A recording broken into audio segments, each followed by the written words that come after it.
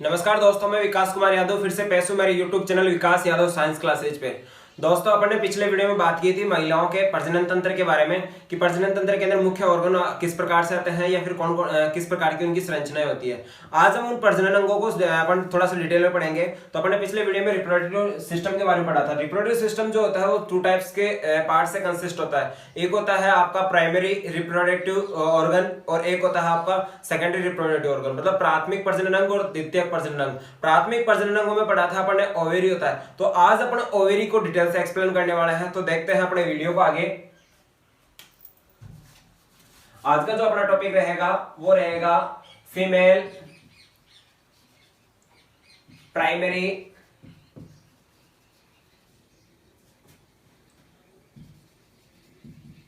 Reproductive organ, या बोल सकते हैं मादाओं में मुख्य प्रजनन या जनन। और मादाओं में मुख्य प्रजनन या जनन जो होता है वो होता है आपका ओवेरी, अंडाशय। क्या होता है दोस्तों? ओवेरी या अंडाशय। जैसा कि आप जानते हैं महिलाओं के अंदर ओव्यूलेशन प्रोसेस होती है और ओव्यूलेशन प्रोसेस से क्या होता है, एग फॉर्मेशन होता है। फिर एग जो होता है स्पर्म से क्या होता है, फ्यूज होता है, मतलब जाइगोट स्ट्रक्चर फॉर्म करता है फर्टिलाइजेशन से।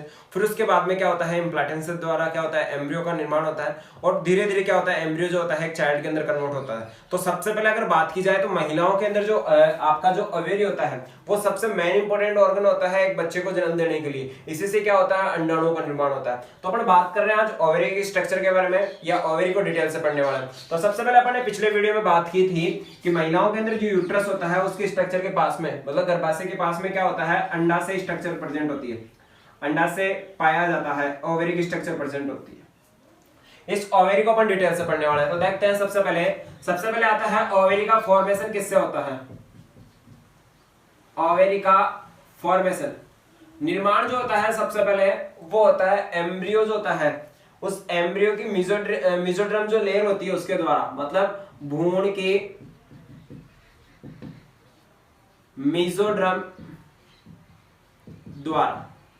किसके द्वारा होता है? भ्रूण के मेसोड्रम के द्वारा किसका निर्माण होता है? ओवेरी का निर्माण होता है। इसके बाद में बात की जाती है सबसे पहले संख्या, number of ovary. Number of ovary जो होते हैं वो होते हैं 1 पेयर, मतलब एक जोड़ी आपके अंडाशय पाए जाते हैं। कितने होते हैं? एक जोड़ी अंडाशय पाए जाते हैं। इसके बाद में बात करते हैं जो ओवेरी जो होता है उसके अगर लेंथ की बात की जाए, लंबाई की बात की जाए, लंबाई जो होती है वो होती है 2 से 4 सेंटीमीटर। इट्स मींस अगर बात की जाए यहां से यहां तक की जो लेंथ हो गई वो हो गई 2 से 4 सेंटीमीटर। कितनी हो गई दोस्तों? 2 से 4 सेंटीमीटर। तो लंबाई हो गई आपकी 2 से 4 सेंटीमीटर। अच्छा, बात करते हैं बाहर वाला जो आवरण होता है ओवेरी का, जो एक्सटर्नल जो लेयर होती है वो किससे बनी होती है। तो अपन बात कर लेते हैं नोट के अंदर, अंडाशय का बाह्य आवरण, अंडाशय का बाह्य आवरण ट्यूनिका एल्ब्यूजिनिया, ट्यूनिका एल्ब्यूजिनिया का होता है। किसका होता है? ट्यूनिका एल्ब्यूजिनिया का होता है। नोट में और बात कर लेते हैं, महिलाओं के अंदर जो ओवेरी होते हैं ये क्या होते हैं, एब्डोमेन कैविटी से हैंग होते हैं, लटके होते हैं। तो ये कौन सी संरचना होती है जो क्या करती है, इनको उदर गुहा से या फिर पेट के इंटरनल पोर्शन में लटके होते हैं, श्रोणि भाग के अंदर। तो किससे लटके होते हैं? वो होता है मेसोवेरियम। तो बोल सकते हैं अंडाशय उदर गुहा द्वारा, उदर गुहा से मेसोवेरियम, उदर गुहा से मेसोवेरियम नामक संरचना द्वारा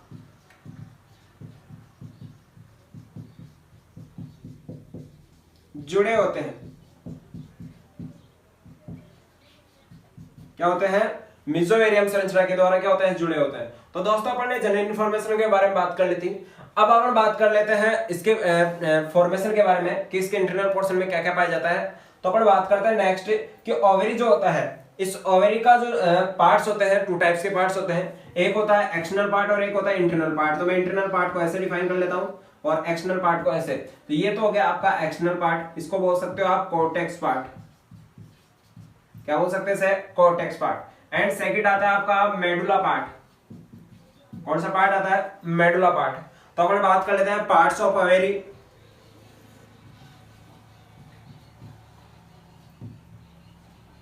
अंडाशय के भागों के बारे में। तो parts of ovary two types के होते हैं। फर्स्ट आता है आपका कॉर्टेक्स पार्ट और सेकंड आता है आपका मेडुला पार्ट।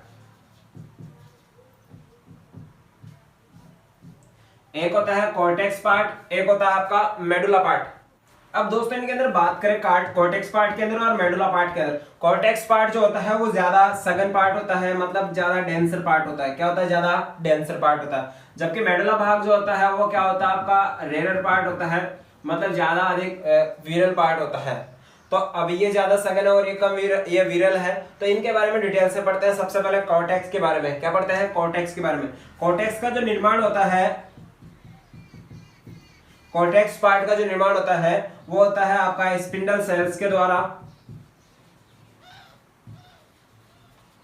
किस किस के द्वारा निर्माण होता है? Spindle cells. या अपन बोल सकते हैं कॉर्टेक्स पार्ट के अंदर क्या क्या पाई जाती है जो इसको क्या बनाती है? डेंसर बनाती है, सघन बनाती है। तो स्पिंडल सेल्स होती है। इसके अलावा पुट्टिका कोशिकाएं या पुट्टक कोशिकाएं, पुट्टिका सेल्स या जिन्हें ग्राफिन पुट्टिका भी बोला जाता है, पुट्टिका कोशिका, या फिर इनको क्या बोल सकते हैं? ग्राफियन पुट्टिका भी बोल सकते हैं।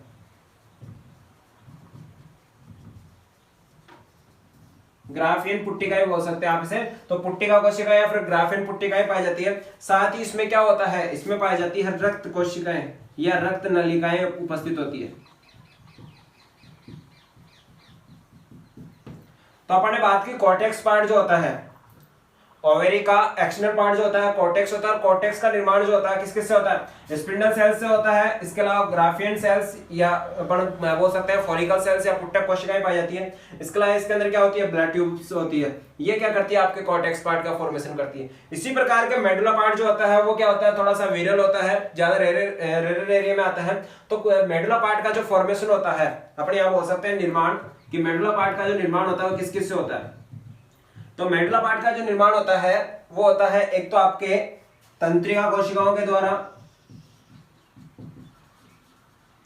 तंत्रिका कोशिकाओं के द्वारा, पेशी कोशिकाओं के द्वारा,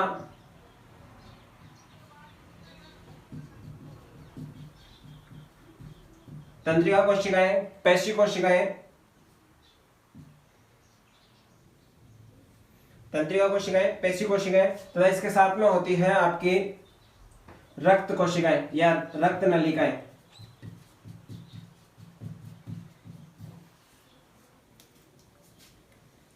तो दोस्तों अपन ने यहां तक बात कर ली ओवेरी के बारे में कि ओवेरी का फॉर्मेशन जो होता है मेसोड्रम से द्वारा होता है। इसके अलावा इसके अंदर नंबरिंग जो होती है 1 पेयर होती है, लेंथ जो होती है 2 से 4 सेंटीमीटर होती है। इसके बाद में बात करते हैं जो ओवेरी जो होता है वो एब्डोमेन कैविटी से क्या सॉरी इसका आवरण जो होता है वो ट्यूनिका एल्बुजिनिया का होता है, बाहर एक्सटर्नल आवरण। ये जो जुड़ा होता है या फिर लटका होता है ये उदर गुहा से वो होता है मेसोवेरियन स्ट्रक्चर के द्वारा। आप इसको याद रखें, मेसोवेरियम स्ट्रक्चर के द्वारा। इसके बाद में बात कर ली कि ओवेरी जो होते हैं उसके 2 पार्ट्स होते हैं, एक होता है कॉर्टेक्स पार्ट और एक होता है मेडुला पार्ट। मेडुला पार्ट को मैंने ऐसे डिनोट कर दिया, चलो ये देख लो कि एक हो गया एक्सटर्नल पार्ट और एक इंटरनल पार्ट। एक्सटर्नल पार्ट जो होता है उसे कॉर्टेक्स बोलते हैं, वो ज्यादा डेंसर एरिया में आता है, और जबकि cortex part sorry medulla part जो आता है वो ज्यादा रेयर एरिया के अंदर आता है। फिर अपन ने बात कर ली जो कॉर्टेक्स पार्ट होता है किस किस से फॉर्मेशन होता है इसका? स्पिंडल फाइबर से, स्पिंडल सेल्स से, फॉलिकल सेल्स से और आपके ब्लड सेल्स से या ब्लड ट्यूबल से। जबकि मेडुला पार्ट जो होता है उसका फॉर्मेशन होता है आपका न्यूरॉन सेल से या नर्व सेल से, मसल सेल से और इसके अलावा ब्लड ट्यूबल से। तो अब इसके बाद में बात करते हैं कि इसके अंदर पाए जाने वाले जो फॉलिकल सेल्स होती है उनका बड़ा इंपॉर्टेंस होता है। कॉर्टेक्स पार्ट के अंदर पाए जाने वाली जो फॉलिकल सेल्स जो होती है, जैसे ऐसे फॉलिकल सेल्स फॉर्म कर दिए मैंने, इन फॉलिकल सेल्स का क्या होता है? बहुत ज्यादा क्या होता है? इंपॉर्टेंस होता है। तो फॉलिकल सेल्स के बारे में नेक्स्ट पढ़ते हैं आगे। तो दोस्तों अपन बात कर रहे थे फॉलिकल सेल्स के बारे में। मैं वापस से डायग्राम बना देता हूँ। जैसे मान लीजिए ये अपन ने बना लिया ओवेरी, इस ओवेरी के अंदर ये बना लिया अपन ने मेडुला पार्ट और एक्सटर्नल जो हो गया वो कॉर्टेक्स पार्ट हो गया। कॉर्टेक्स पार्ट के अंदर क्या होती है? फॉलिकल सेल्स होती है। क्या होती है दोस्तों? ऐसा फॉलिकल सेल्स पाई जाती है। क्या पाई जाती है? फॉलिकल सेल्स पाई जाती है। तो अपन ने बात कर ली, ये हो गई फॉलिकल सेल्स।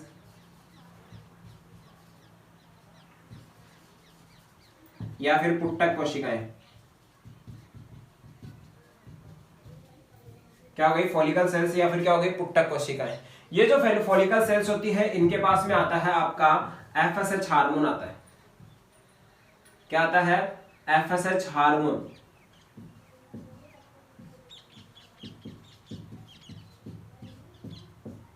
क्या आता है? FSH हार्मोन आता है। ये FSH हार्मोन जो होता है वो क्या होता है आपका पिट्यूटरी जो ग्लैंड होती है, पीयूष ग्रंथि जो होती है उसके द्वारा रिलीज होता है। इस FSH हार्मोन का फुल नेम होता है फॉलिकल स्टिमुलेटिंग हार्मोन, पुट्टिका प्रेरक हार्मोन। फॉलिकल स्टिमुलेटिंग हार्मोन, पुट्टिका प्रेरक हार्मोन। ये पुट्टिका प्रेरक हार्मोन क्या करेगा? इन ग्राफिन पुट्टिका कोशिकाओं को क्या करेगा? मैच्योर कंडीशन के अंदर लाएगा, और मैच्योर कंडीशन के अंदर लाने के बाद में क्या करेगा? इनके अंदर क्या करेगा? मियोसिस सेल डिवीजन करेगा, और मियोसिस सेल डिवीजन से क्या होगा? इनमें एग फॉर्मेशन का काम होगा। तो देखते हैं दोस्तों, सबसे पहले क्या होता है, बात कर रहे थे अपन फॉलिकल सेल्स के अंदर, तो अपन यहां से बात कर लेते हैं कि पीयूष ग्रंथि द्वारा स्त्रावित, पीयूष ग्रंथि द्वारा स्त्रावित FSH हार्मोन, जिसका पूरा नाम हो गया फॉलिकल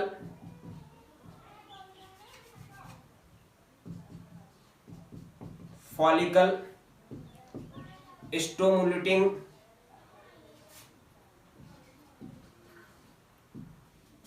हार्मोन या पुट्टिका प्रेरक हार्मोन। फॉलिकल सेल्स या पुट्टिका कोशिकाओं को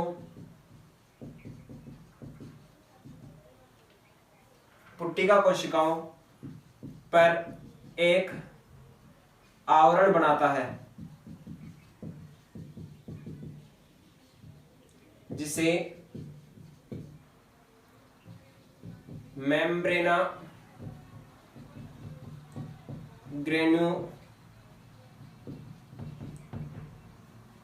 granulosa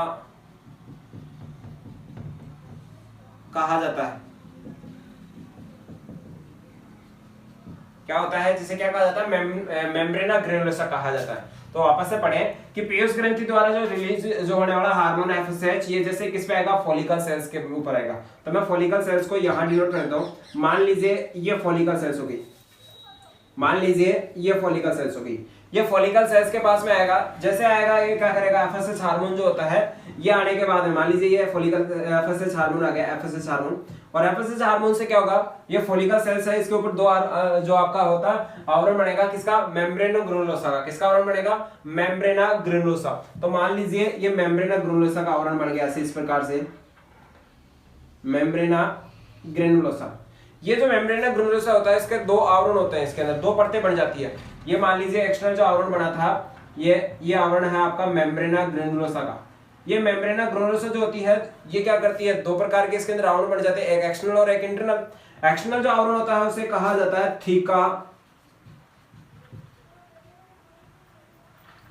theca externa, theca externa. बाहर वाला आवरण क्या कहलाता है? थीका एक्सटर्ना, या जैसे बोल सकते हैं बाह्य आवरण। एंड इंटरनल जो पोर्शन में होता है उसे कहा जाता है थीका इंटरना।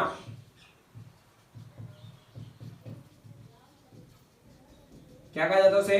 Theca interna. तो दो प्रकार के मेम्ब्रेना ग्रेन्युलोसा के आवरण होते हैं। तो वापस मैं एक बार डिटेल से वापस बता देता हूं कि पीयूष ग्रंथि का जो आवरण है, पीयूष ग्रंथि द्वारा स्रावित जो हार्मोन है FSH hormone, follicle stimulating hormone या पुट्टिका प्रेरक हार्मोन, ये सबसे पहले क्या आता है? ओवेरी के अंदर आता है। और ओवेरी में सबसे पहले कहां आता है? फॉलिकल सेल्स के पास में आता है। फॉलिकल सेल्स के पास में जैसे आएगा ये क्या करेगा? एक मेम्ब्रेन का निर्माण करेगा। ये मेम्ब्रेन चारों तरफ, इसके जो फॉलिकल सेल्स उसके चारों तरफ एक मेम्ब्रेन बन जाएगी। उस मेम्ब्रेन का नाम तो हो जाएगा मेम्ब्रेना ग्रेन्युलोसा। क्या बनता है? कौन सा आवरण बनता है? मेम्ब्रेना ग्रेन्युलोसा। जैसे मेम्ब्रेना ग्रेन्युलोसा बनता है इसके दो आवरण होते हैं, मतलब ये एक लेयर बनने के बाद में एक एक्सटर्नल और एक इंटरनल पार्ट हो जाता है। तो एक्सटर्नल पार्ट जो होता है उसको तो बोला जाता है थीका एक्सटर्ना, जबकि इंटरनल पार्ट जो होता है उसको क्या बोला जाएगा? Theca interna. इस चीज को मैं यहाँ डिटेल से लिखता हूँ तो दोस्तों अपन बात कर रहे थे मेम्ब्रेना ग्रेनुलोसा के बारे में। तो मेम्ब्रेना ग्रेनुलोसा जो होता है इसके दो आवरण या दो स्तर होते हैं। तो अपन बोल सकते हैं मेम्ब्रेना ग्रेनुलोसा का निर्माण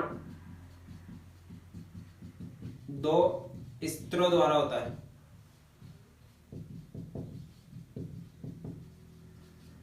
अब दो स्तर जो होते हैं, सबसे पहले आ जाएगा आपका फर्स्ट स्तर आ जाएगा आपका थीका एक्सटर्ना। थीका एक्सटर्ना कौन सा आ जाएगा? Theca externa. थीका एक्सटर्ना जो होता है सबसे बाह्य स्तर होता है। क्या होता है दोस्तों? बाह्य स्तर होता है। थीका एक्सटर्ना क्या होता है? आपका बाह्य स्तर होता है। अच्छा, बात करते हैं कार्य। ये कार्य क्या करता है? ये एक विशेष प्रकार का पदार्थ स्रावित करता है जिसका नाम होता है पोटीलाइटिक। यह है पोटीलाइटिक पदार्थ। पोलीलाइटिक पदार्थ स्रावित करता है जो कार्पस ल्यूटियम को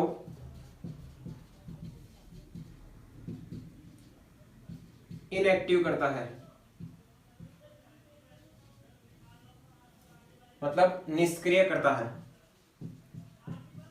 क्या करता है दोस्तों? निष्क्रिय करता है।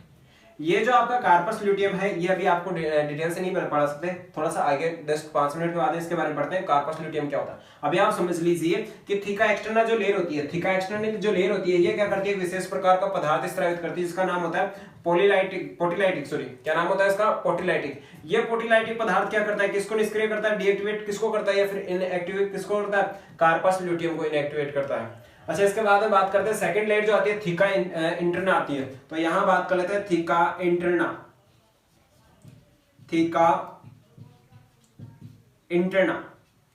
थीका इंटरना जो लेयर होती है वो क्या होती है? आपके आंतरिक स्तर होता है। तो अपन बोल सकते हैं आंतरिक स्तर। क्या है दोस्तों? ये आंतरिक स्तर होता है जो अपन ने यहां पे बात कर ली। अब बात करते हैं ये जो इसका जो कार्य होता है। कार्य क्या होता है? थीका जो इंटरना जो लेयर होती है वो क्या करती है? एस्ट्रोजन हार्मोन का स्त्राव करती है। तो कार्य में बात करें, कार्य यह मादाओं में एस्ट्रोजन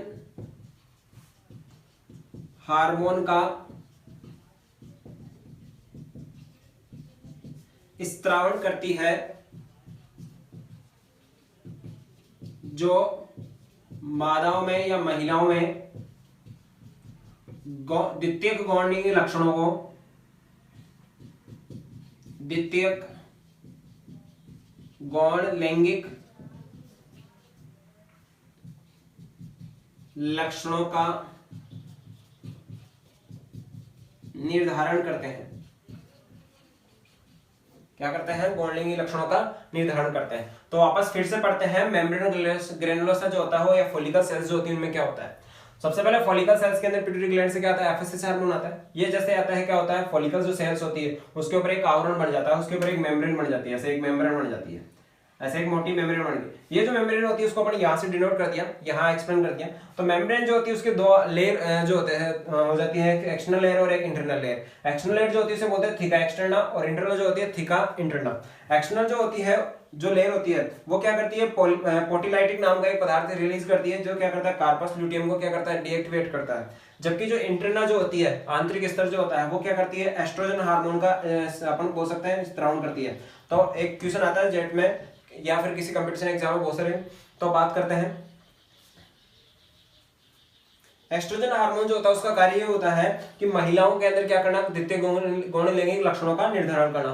तो कंपटीशन एग्जाम में कभी भी पूछा जा सकता है कि महिलाओं के अंदर या फीमेल्स के अंदर क्या होता है? एस्ट्रोजन हार्मोन कहां से रिलीज होता है, या फिर अपन बोल सकते हैं रिप्रोडक्टिव ऑर्गन के अंदर ऐसा कौन सा सिस्टम होता है, कौन सी सेल्स होती है जो क्या करती है? एस्ट्रोजन हार्मोन रिलीज करती है। तो कौन सी होती है? ये हो गई आपकी थीका इंटरना जो लेयर होती है वो क्या करती है? एस्ट्रोजन हार्मोन रिलीज करती है। अच्छा, अपन ने बात कर ली यहां तक।